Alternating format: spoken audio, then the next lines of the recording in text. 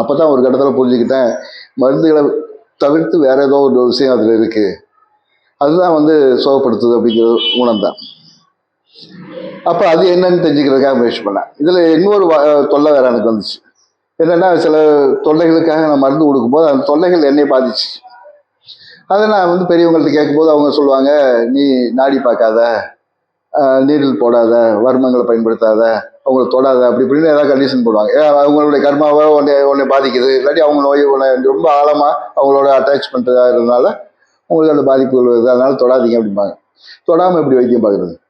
அதாவது மாதிரி மருந்து கொடுத்தா அது ஏதாவது ஒன்று செஞ்சாகணும்ல.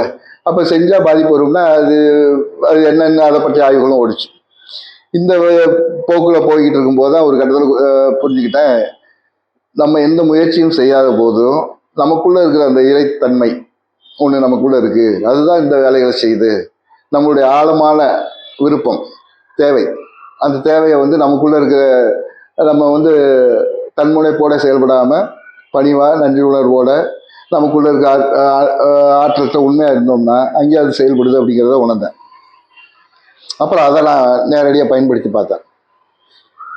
அப்போ வந்து என்னால் வந்து தொட்டோ தொடாமலோ அல்லது தூரத்தில் இருந்தோ யாரோட தொல்லைகளை இருந்தாலும் வினாடிகளில் சரி பண்ணக்கூடிய ஆற்றல் இருக்குது அப்படிங்கிறத உணர்ந்துட்டேன். இதை நான் கற்றுக்கிறதுக்கு நிறைய இழந்திருக்கேன். ஏன்னா நான் மருந்துகள் நிறைய செலவு பண்ணி செஞ்சு பழகிட்டு, அதை கொடுத்து காசு வாங்கி பழகிட்டு, இது இல்லாமல் சுகப்படுத்த முடியும்னு சொல்லும்போது அதை என்னுடைய நண்பர்கள் என்ற மருத்துவம் பார்த்தவங்க வந்து நம்புகிற மாதிரி இல்லை ஆரம்பத்தில்.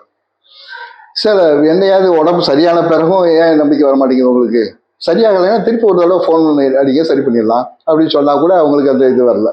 இந்த மாதிரிலாம் சில பிரச்சனைகள்லாம் சந்தித்தேன். அப்போ வருமானம் குறைஞ்சி போச்சு. அப்போ இந்த மாதிரி இதெல்லாம் தாண்டி ஒரு கட்டத்தில் சரியாக புரிஞ்சுக்கிட்டேன், அந்த இரையாற்றல்லாம் என்ன, அது நமக்குள்ளே எப்படி செயல்படுது அப்படிங்கிறத புரிஞ்சுக்கிட்டேன். நான் பயன்படுத்த ஆரம்பித்தேன். இப்போ அதை மட்டுமே பயன்படுத்தி கிட்டத்தட்ட ஒரு 10 ஆண்டுகள் வரைக்கும் எந்த மருந்துகளையும் கொடுக்காம வெறும் இந்த இதை மட்டுமே பயன்படுத்தி என்னால் சுகப்படுத்த முடிஞ்சிச்சு.